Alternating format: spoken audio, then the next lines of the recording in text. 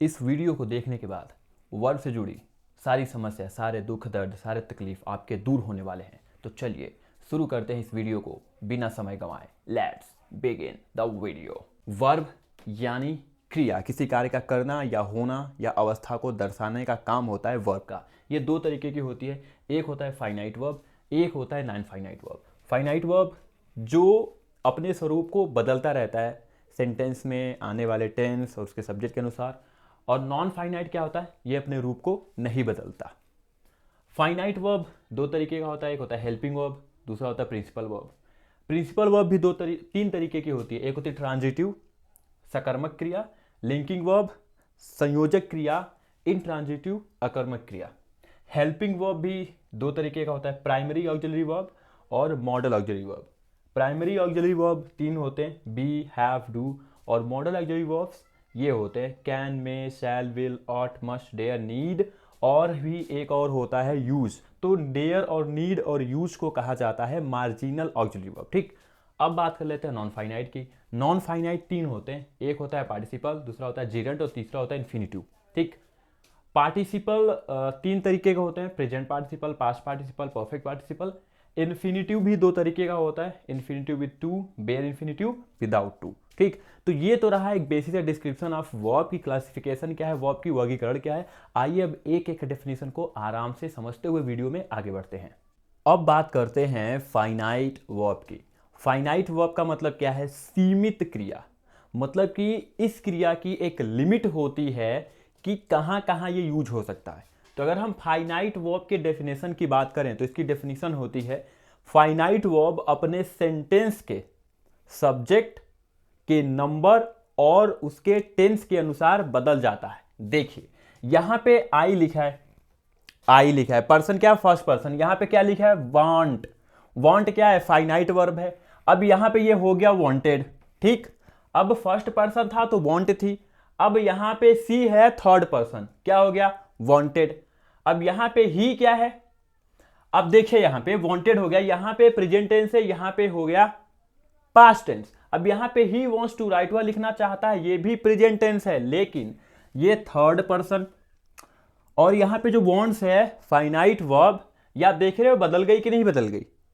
Present tense में wants, past tense में wanted, और प्रेजेंट टेंस में ही है, बट अगर पर्सन अलग है तो उसके हिसाब से वांट हो गई।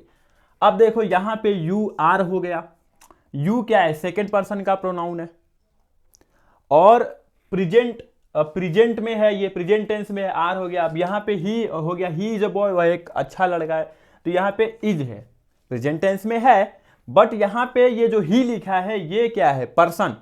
मतलब कि कौन सा पर्सन है, ये थर्ड पर्सन है।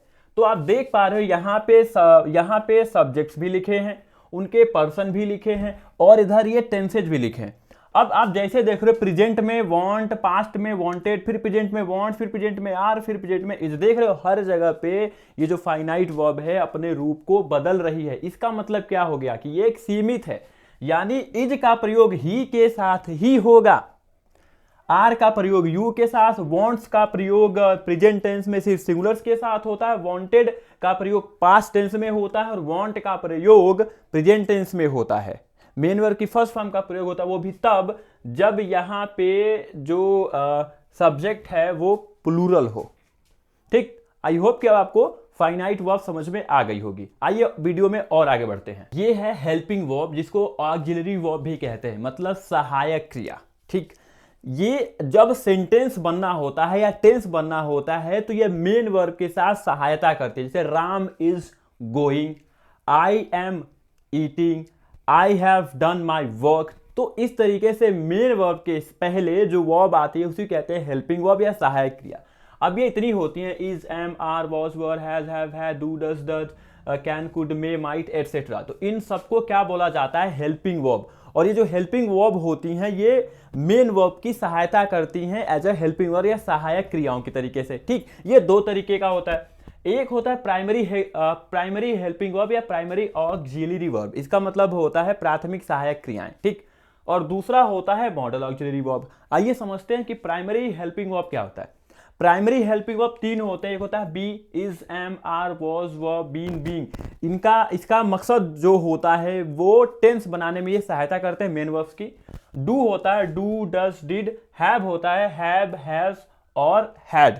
तो ये प्राथमिक सहायक क्रियाएं हो गई।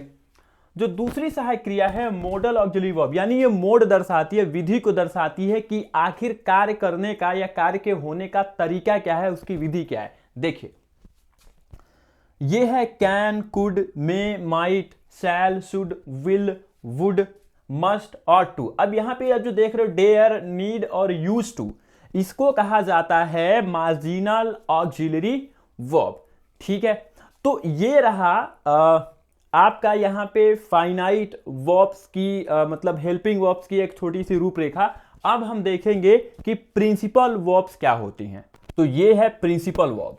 प्रिंसिपल वर्ब का मतलब होता है मुख्य क्रिया, मतलब कि सेंटेंस में जब ये यूज होता है तो सबसे बड़ी दावेदारी इसी की होती है। जैसे यहां पे एग्जांपल लिखा हुआ है go, listen, hear, speak, fly etcetera, मतलब जाओ, सुनो, सुनो, बोलो, उड़ो। ठीक है, जैसे अभी मैं एक एग्जांपल आपको यहां पे दिखाऊं तो आप कह सकते हो कि Ram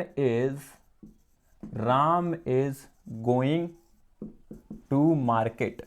Ram is going to market. अब यहां पे देखो गो यूज हुआ है एनजी के साथ, तो अब यहां पे ये क्या है, मेन वर्ब है, प्रिंसिपल वर्ब है, मुख्य क्रिया, और उसके साथ इज क्या है, हेल्पिंग वर्ब। ठीक है, तो प्रिंसिपल वर्ब यानी मुख्य क्रिया या मेन वर्ब जिसका सेंटेंस में बहुत अहम योगदान होता है, ठीक है, उसे ही प्रिंसिपल वर्ब कहते हैं। आगे देखिए प्रिंसिपल वर्ब 3 तरीके की होती है। पहला होता है ट्रांजिटिव वर्ब।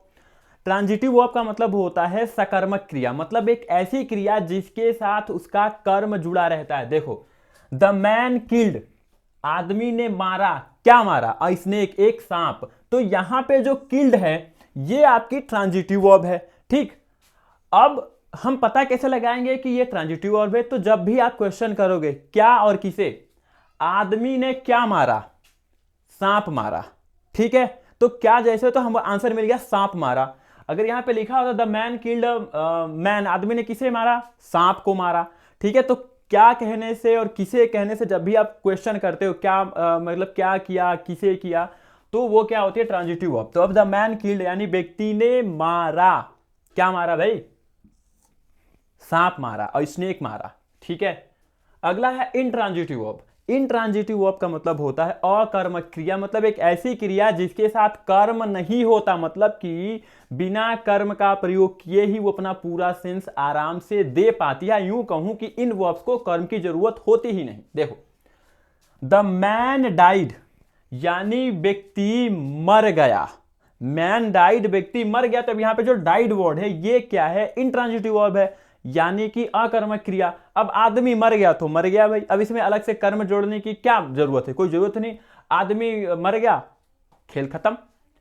उसके बाद है लिंकिंग वर्ब। लिंकिंग वर्ब का मतलब होता है संयोजक क्रिया या एक ऐसी क्रिया जो सब्जेक्ट को और उसके कॉम्प्लीमेंट को जोड़ने का काम करती है। तो अब यहां पे जो इज है ये लिंकिंग वर्ब है, और यहां पे जो ऑनेस्ट है ये है कॉम्प्लीमेंट। इस कॉम्प्लीमेंट को इस सब्जेक्ट से जोड़ने के लिए इज का प्रयोग हो रहा है।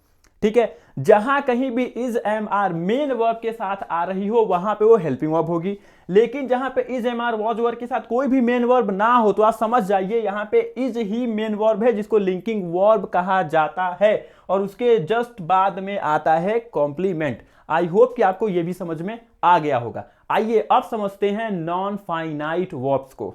नॉन फाइनाइट वर्ब एक ऐसी वर्ब होती है जो सेंटेंस के सब्जेक्ट के पर्सन, नंबर या टेंस के अनुसार अपने रूप को परिवर्तित नहीं करती, यथावत या ज्यों का त्यों ही रहती है। नॉन फाइनाइट का मतलब एक ऐसे भी आप कह सकते हो जिसकी कोई सीमा नहीं है, अनलिमिटेड, किसी के साथ भी, किसी भी टेंस में, किसी भी सब्जेक्ट के साथ, किसी भी नंबर के साथ, किसी भी जेंडर के साथ, किसी भी पर्सन के साथ ये लग जाती है, इसकी कोई लिमिट नहीं होती। ठीक है, देखो लिखा है आई वॉन्ट टू राइट। अब यहां पे जो टू राइट है यही आपका नॉन फाइनाइट वर्ब है। देखो यहां पे अगला लिखा है example, he wants to write. अब यहां पे जो टू राइट है नॉन फाइनाइट है। सी वॉन्टेड टू राइट, ये भी नॉन फाइनाइट है। I am going to write, ये भी नॉन फाइनाइट है। समझो आई वॉन्ट टू राइट, मैं लिखना चाहता हूं, टेंस प्रेजेंट, और सब्जेक्ट क्या है, आई, फर्स्ट पर्सन प्रोनाउन है, ठीक है। दूसरा देखो, ही वॉन्ट्स टू राइट, वह लिखना चाहता है, ये भी प्रेजेंट टेंस में है, लेकिन यहां पे जो सब्जेक्ट है वो क्या है, ही, थर्ड पर्सन है, बट टू राइट यहां भी टू राइट है। अगला देखो, सी वॉन्टेड टू राइट, वह लिखना चाहती थी, पास्ट टेंस में हो गया भैया। अब टू राइट वहां जो कहते हो है इसमें भी, अब यहां पे पर्सन भी चेंज हो रहा है, थर्ड पर्सन, सब्जेक्ट भी बदल गया, फिर भी ये जो कहते हो। अब देखो इसमें I am going to write, यहां भी टू राइट है, ये प्रेजेंट टेंस में है, प्रेजेंट टेंस का कंटिन्यूअस, सब्जेक्ट यहां पे आई है, देख रहे हो चेंज हुआ क्या, नहीं, ज्यों कहते हो है। I want to write, he wants to write, she wanted to write, I am going to write, देखो to write to write to write to write, ठीक। तो जो वर्ब चेंज ना हो अपने रूप को हर सिचुएशन में, हर सब्जेक्ट के साथ, हर टेंस के साथ ज्यों की त्यों बनी रहती है, उसे ही नॉन फाइनाइट कहते हैं। पार्टिसिपल तीन तरीके के होते हैं, प्रेजेंट पार्टिसिपल, पास्ट पार्टिसिपल और परफेक्ट पार्टिसिपल। जो प्रेजेंट पार्टिसिपल होता है वो मेन वर्ब में आईएनजी लगाने से बनता है। जैसे यहां पे क्या लिखा है, स्लीप, स्लीप मीन्स होता है सोना, और इसमें लगा है आईएनजी तो हो गया स्लीपिंग, इसे मेन वर्ब की फोर्थ फॉर्म भी कहते हैं, ठीक है। तो अब ये बन गया आपका क्या, प्रेजेंट पार्टिसिपल, स्लीपिंग। और अगर हिंदी ट्रांसलेट करने पर इसके हिंदी अनुवाद में नानी ने आता है, और ये एडजेक्टिव के तरीके से काम करता है और नाउन के तरीके से भी काम करता है। अगर ये एडजेक्टिव के तरीके से काम करेगा तो नाउन से पहले आएगा, जैसे स्लीपिंग चाइल्ड, सोया बच्चा या सोता हुआ बच्चा। अब यहां पे देखिए लिखा है swimming is a good exercise, अब यहां पे स्विमिंग लिखा है, स्विम लिखा है, उसमें आईएनजी लगा है, मेन वर्ब की फर्स्ट फॉर्म में आईएनजी लगा हुआ है, और ये मेन वर्ब की फोर्थ फॉर्म भी कहा जाता है। तो यहां पे स्विमिंग लिखा है, यानी तैरना इज अ गुड एक्सरसाइज, यानी swimming is a good exercise, तैरना एक अच्छी एक्सरसाइज है। तो अब यहां पे जो स्विमिंग है ये नाउन के तरीके से यूज हो रहा है, यहां पे यूज हो रहा है एडजेक्टिव के तरीके से, ठीक। तो यहां एडजेक्टिव हो रहा है तो हुए या करके साउंड दे रहा है, हुए या करके। अब यहां पे यूज हो रहा है नाउन के तरीके से, तो नाउन नहीं दे रहा है, स्विमिंग तैरना, स्लीपिंग सोता हुआ। दूसरा है पास्ट पार्टिसिपल। आपने वर्ब की थर्ड फॉर्म तो पढ़ी होगी ना, go, went, gone, find, founded, founded, ऐसे करके, ठीक है। तो पास्ट पार्टिसिपल जो मेन वर्ब की थर्ड फॉर्म होती है उसे ही पास्ट पार्टिसिपल कहा जाता है, और ये भी एडजेक्टिव की तरीके से ही काम करता है। जैसे वुंडेड, वुंडेड मीन्स क्या होता है, घायल, सोल्जर मीन्स सोल्जर मीन्स होता है सिपाही या सैनिक। अ वुंडेड सोल्जर, एक घायल सिपाही, वॉज ऑन द बेड, यानी बिस्तर पर था, यानी एक घायल सिपाही बिस्तर पर था। तो अब यहां पे इस सोल्जर की विशेषता क्या है भाई, एडजेक्टिव क्या है, वुंडेड यानी घायल, और यही आपका पास्ट पार्टिसिपल भी है, और इसे आप वर्ब की थर्ड फॉर्म भी कह सकते हो। अगला है परफेक्ट पार्टिसिपल।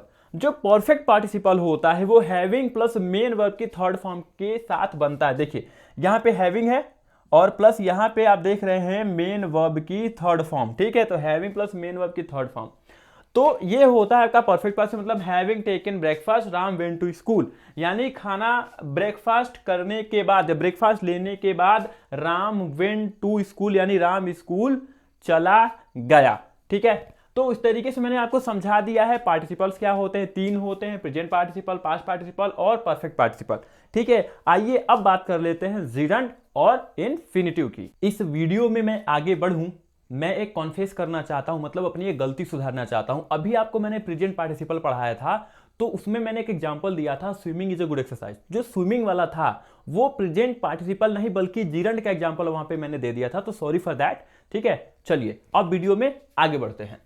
तो जिरंड क्या होता है, जिरंड जो होता है वो मेन वर्ब की फर्स्ट फॉर्म में आईएनजी लगाने से बनता है। यानी यहां पे आप लिखा देख रहे हो वॉक और प्लस इसमें लगा है आईएनजी, यानी मेन वर्ब की फर्स्ट फॉर्म प्लस आईएनजी यानी वॉकिंग।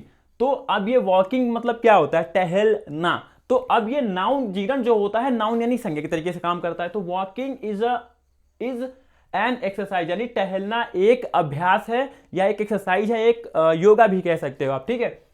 तो मेन वर्ब की फर्स्ट फॉर्म में एनजी लगाने से आपका जिरंड बनता है और नाउन के तरीके से काम करता है। For example walking is an exercise. अब बात करते हैं इन्फिनिटिव की। इन्फिनिटिव दो तरीके का होता है, इन्फिनिटिव विद टू और infinitive without to. Infinitive with to क्या होता है कि ये मेन वर्ब की फर्स्ट फॉर्म से पहले टू लगाने से इन्फिनिटिव विद टू बनता है। जैसे अलाउ मी टू गो, तो अब यहां पे गो से पहले आपने टू लगा दिया, तो ये क्या बन गया, इन्फिनिटिव विद टू, और इसकी साउंड क्या होती है, ना नीनी हिंदी करने पे, अलाउ मी टू गो, मुझे जाने की अनुमति प्रदान करें। ठीक, अगला है infinitive without to. Infinitive without to में है गो, कम, हेल्प। अब ये क्या होता है, इसमें मेन वर्ब की फर्स्ट फॉर्म से पहले टू का यूज नहीं होता। जैसे यहां पे लिखा है गो जाना, कम आना, हेल्प मदद करना। तो इस तरीके से मैंने आपको वर्ब समझाने की कोशिश की, एक एक चीज मैंने आपको बताया, ये पूरा एक बेसिक सा कॉन्सेप्ट था। ठीक है, अगर ये वीडियो आपको जरा सा भी अच्छा लगा हो तो मुझे कमेंट में बताइएगा, मैं इसका डिटेल वर्जन भी आपके लिए लेके आऊंगा। Thanks for watching.